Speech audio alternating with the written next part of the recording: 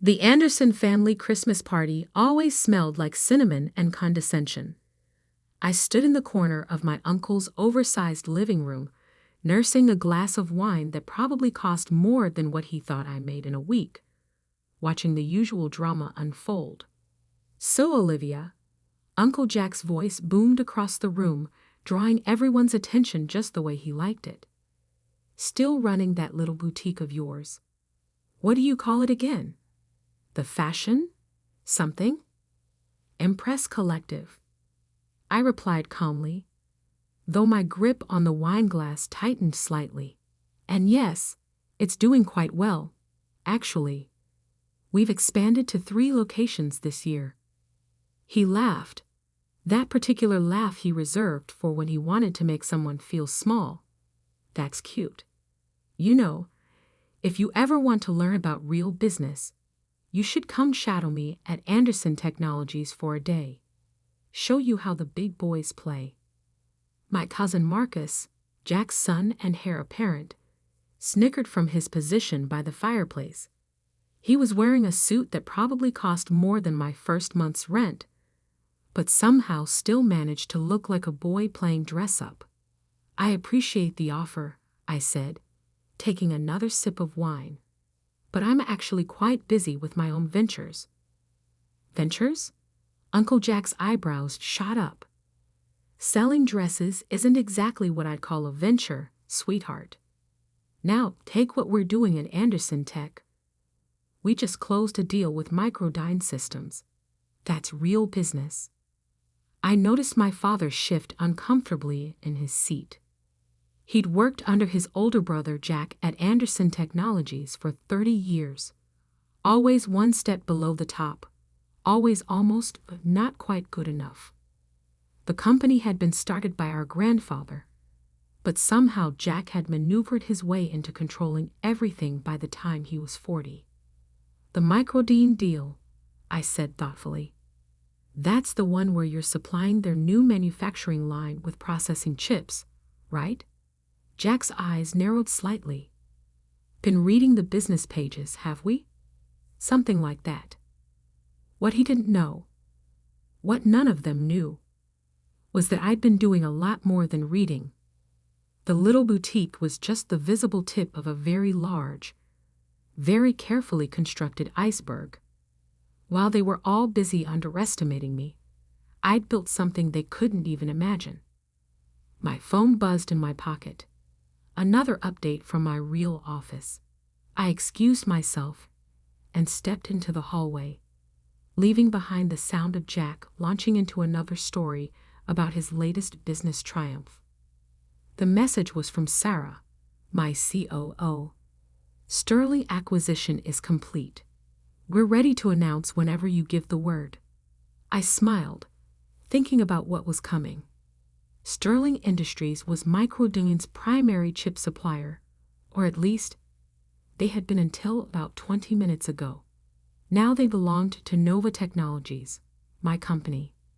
The company nobody in my family knew existed, because I'd built it under my mother's maiden name, Matthews. I walked back into the living room just in time to hear Uncle Jack holding court about women in business. "Look," he was saying, gesturing with his whiskey glass, "I'm not saying women can't work, but certain industries require a particular kind of thinking, strategy, aggression. It's just biology." "Really?" My cousin Jessica, Jack's daughter, sat silently beside him. She had an MBA from Harvard and had been trying to get a management position at Anderson Technologies for 2 years. Jack kept finding reasons why she wasn't ready. "Speaking of strategy," I said, unable to help myself, "what's your contingency plan if Sterling Industries changes their supply terms?" The room got quiet. Jack stared at me like I'd just spoken in tongues. "Sterling? They're locked into a 10-year contract with Microdyne. Besides, they're family-owned old school. They don't make waves." I checked my watch. Interesting perspective. Just then, Jack's phone rang. Then Marcus's. Then half the phones in the room started buzzing. I watched as Jack's face went from annoyed to confused to something approaching panic as he read whatever was on his screen. This has to be a mistake, he muttered, scrolling frantically. Sterling just announced they're under new ownership.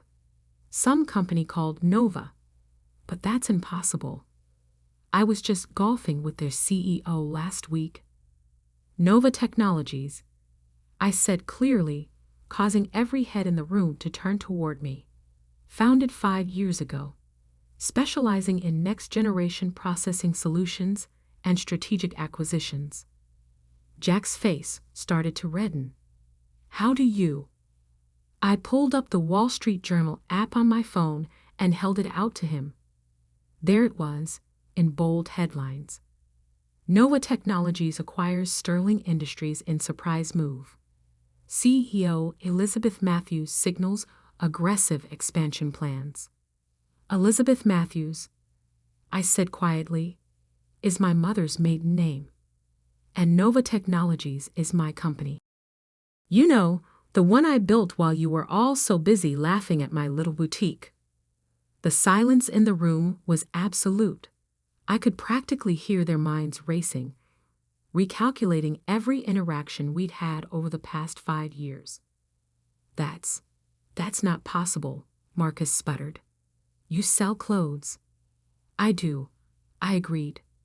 The boutiques are quite profitable actually, but they're also excellent places to meet people. CEOs' wives, board members' daughters. You'd be amazed what people talk about while trying on designer dresses. I turned to Uncle Jack, who looked like he might actually pass out. By the way, about that Microdyne deal, you might want to call them. Since Nova now controls their chip supply, I imagine they'll be interested in renegotiating terms. You can't.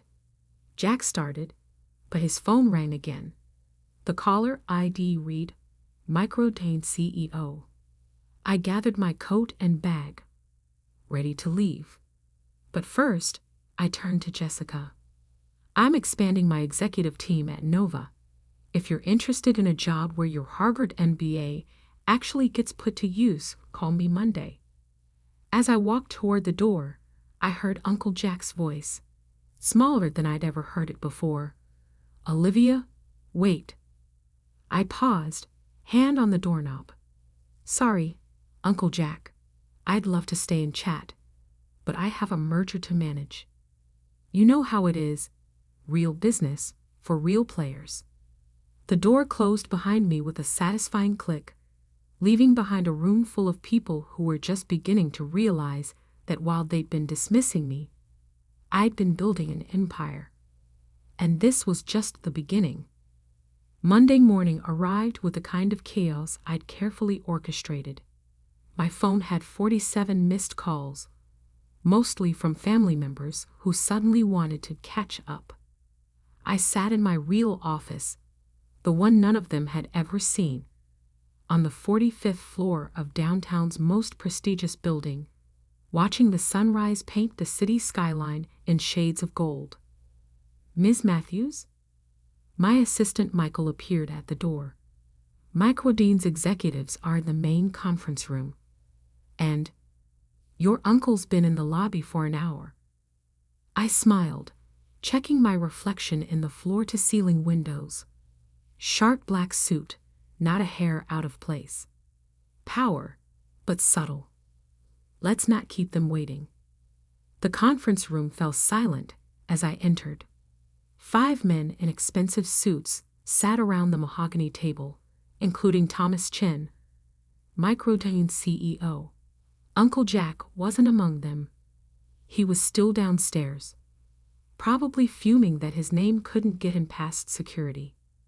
Gentlemen, I said, taking my seat at the head of the table. I believe we have some contracts to discuss.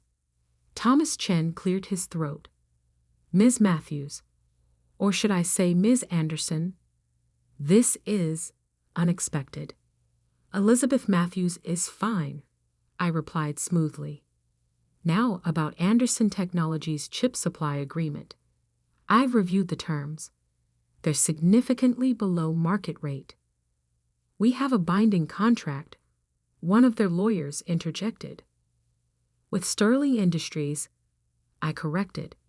Sterling is now Nova Technologies, and while we'll honor existing agreements, any renewal will be at current market rates, plus a 20% premium for historical undervaluation. Thomas shifted uncomfortably. That would significantly impact our bottom line. True, I agreed. However, Nova can offer something Anderson Technologies can't. Next-generation processing capability. Our R&D division has developed chips that are 40% more efficient. We've kept that quiet until now. I slid folders across the table to each of them. Inside were the specs that made their eyes widen. 5 years of secret development, funded by the profits from my little boutiques, and some very strategic early investments. This is, Thomas started. Revolutionary, I finished, and exclusive to Nova's direct partners. So, gentlemen, shall we discuss new terms? 2 hours later, I had signed a deal that would effectively end Anderson Technologies' main revenue stream within 6 months. As the executives filed out, Thomas lingered. You know, he said quietly, your uncle tried to convince me you were some sort of corporate raider. Said you had no real business experience. I raised an eyebrow. And I just watched you command a room of seasoned executives like you've been doing it for decades. Whatever else you are, Ms. Matthews, you're clearly your grandfather's heir in ways that have nothing to do with the family name. After they left, I finally called security to send Uncle Jack up. He burst into my office like a storm cloud in an Italian suit. How dare you, he started. You manipulative little. Careful, Uncle Jack, I cut him off. You're in my building now, and I don't tolerate that kind of language in my workplace. He deflated slightly, looking around my office, twice the size of his, with better views and modern art pieces worth more than his car. How? He asked finally. How did you do this without any of us knowing? I learned from you, actually, I replied, gesturing for him to sit. All those years watching you manipulate and maneuver, thinking no one noticed. I noticed everything. I just had a different plan. The boutiques were perfect cover and surprisingly profitable. It turns out when you treat people with respect and actually listen to them, they become incredibly loyal customers and investors. His face darkened. You're trying to destroy me. No, Uncle Jack, I'm trying to build something better. You spent years telling me and Jessica and every other woman in the family that we weren't cut out for real business. I spent those same years proving you wrong. The Microdine contract is being renegotiated as we speak. They're moving all their chip supply to Nova. You might want to warn your shareholders. He slumped in his chair, suddenly looking older. What do you want? Want? I smiled. I want you to go back to the office and explain to your board why you never saw this coming. I want you to tell Jessica why you really kept her out of management. I want you to experience what it feels like to be underestimated and dismissed. I'll fight this, he threatened weakly. You can try. But first, you might want to look into who's been quietly buying Anderson Technologies stock over the past 3 years. Here's a hint. Check under the name Matthews Investment Group. His face went pale. How much? 28%. Not enough for control, but enough to make the next shareholders' meeting very interesting. A knock at my door interrupted us. Jessica walked in, looking professional and determined in a suit that actually fit her role. Sorry I'm late, she said, not sounding sorry at all. Traffic was terrible. Late? Jack looked between us, realization dawning. Yes, I said. Jessica starts today as Nova's new Chief Strategy Officer. Her Harvard MBA will be put to good use here. You can't just take my daughter. She's not yours to keep or take. I cut him off. She's a brilliant executive who deserves a chance to prove it. Unlike you, I believe in promoting people based on talent, not gender. Jessica placed a folder on my desk. The preliminary audit of Anderson Technologies' project management systems as requested. There are significant irregularities. Jack stood up so fast his chair nearly tipped over. This is betrayal. No, Jessica said firmly. This is business. Isn't that what you always taught us? I watched my uncle storm out, knowing this was just the beginning. The real battle would come at the shareholders' meeting next month. But I was ready. I'd been ready for years. Well, Jessica said after he left, that was dramatic. Welcome to real business, I replied with a smile. Now let's talk about phase 2. Because while they thought the Sterling acquisition was my endgame, it was really just my opening move. I had 5 years of careful planning to unveil, and a family empire to rebuild, this time with a very different kind of leadership. The game was just beginning. The Anderson Technologies shareholders meeting was held in the same hotel ballroom where, 15 years ago, I'd watched my grandfather hand control of the company to Uncle Jack instead of my father. I remembered sitting in the back row, barely out of college, watching my father's face as his older brother took everything he'd worked for. Today, I sat in the front row. The tension in the room was palpable.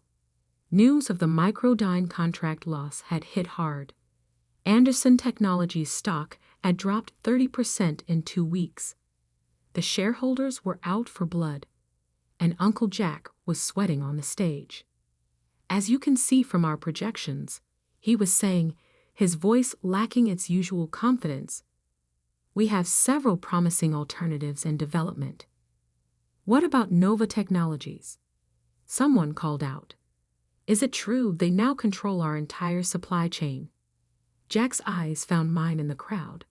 I smiled pleasantly. We are in negotiations with Nova, he managed. Is it also true that Nova's CEO is your niece? Another shareholder demanded. The same niece you repeatedly denied a position on the board? Before he could answer, the doors at the back of the ballroom opened. My father walked in, followed by a team of lawyers. Right on schedule. Ladies and gentlemen, my father announced, his voice carrying across the suddenly silent room. I have here documents that should interest all of you. He began distributing folders to the board members. I watched Jack's face as he opened his copy, saw the moment he realized what he was reading. These records show systematic discrimination in hiring and promotion practices, my father continued.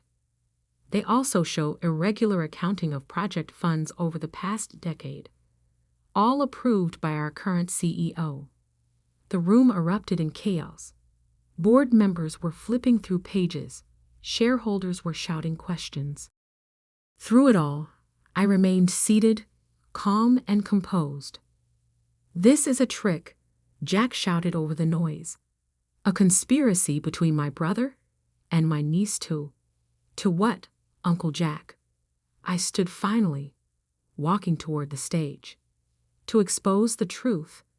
To show how you've been running this company like your personal kingdom.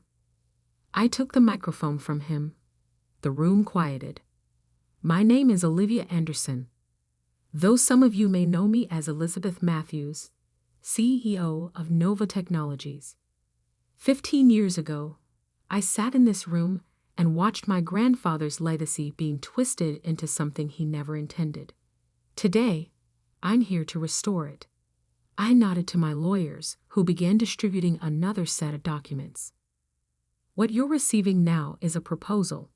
Nova Technologies is offering to merge with Anderson Technologies. A full restructuring, new management, and immediate implementation of the next-generation processing technology that Microdyne has already signed on for. The room buzzed with excitement. These were business people, after all. They could see the potential. This merger would not only save the company but position it as a market leader in tech innovation. The Anderson name would remain, but the company culture would change. No more discrimination. No more nepotism. No more old boys club. "You can't do this," Jack sputtered. "The board would never." Actually, one of the board members stood up. "Given these revelations and the company's current position, we're obligated to consider any offer that could protect shareholder value." And with Matthews Investment Group's 28% stake, another added, "combined with the proxy votes Ms. Anderson has already secured, I believe she has the numbers." I turned to face my uncle directly. "You told me to stick to my little shop. That real business was for men." "Well, Uncle Jack, this is real business, and you've just been outmaneuvered by a girl who sells dresses." The vote was almost unanimous. By the end of the day, I was standing in my grandfather's old office, now my office, looking out over the city. The portrait of him still hung on the wall, his kind eyes seeming to twinkle with approval. A knock at the door interrupted my thoughts. It was Jessica, carrying a bottle of champagne and 2 glasses. "So," she said, pouring the drinks, "CEO of both Nova and Anderson Technologies. Not bad for someone who was supposed to stick to retail." I laughed, taking a glass. "How's your father taking it?" "He's adjusting." The board's severance package helped soften the blow, though I think his ego took a hit when they named me Chief Operating Officer. "You earned it," I said firmly, "and not because you're his daughter or my cousin, because you're brilliant at what you do." We clinked glasses and looked out at the sunset painting the sky in shades of victory. "You know," Jessica said thoughtfully, "I kept wondering all these years why you never fought back when they dismissed you. Now I understand. You were playing the long game." "I learned something important running those boutiques," I replied. "Success isn't always about being the loudest or most aggressive. Sometimes it's about being patient, observant, and building something so solid they can't ignore it when you finally reveal it." My phone buzzed. Another message from Thomas at Microdyne, confirming our expanded partnership. On my desk, the Wall Street Journal's headline read, "Nova Anderson merger reshapes tech landscape. Elizabeth Matthews makes history." To the future of Anderson Technologies, Jessica raised her glass. "To doing business our way," I corrected. Later that night, I visited my grandfather's grave. I placed a copy of the merger announcement against his headstone. "You always said the company needed new blood," I whispered. "I hope this is what you meant." As I drove home, I thought about the little girl who used to sit in board meetings, taking notes while everyone ignored her. The young woman who opened a little boutique while secretly building an empire. The CEO who finally showed them all what real business looks like. Uncle Jack had been right about one thing. Business was about strategy and aggression. He just never realized that sometimes the most aggressive move is the one your opponent never sees coming. And as for that little shop, I kept it running, a reminder of where it all started. Because sometimes the biggest victories come disguised as small beginnings.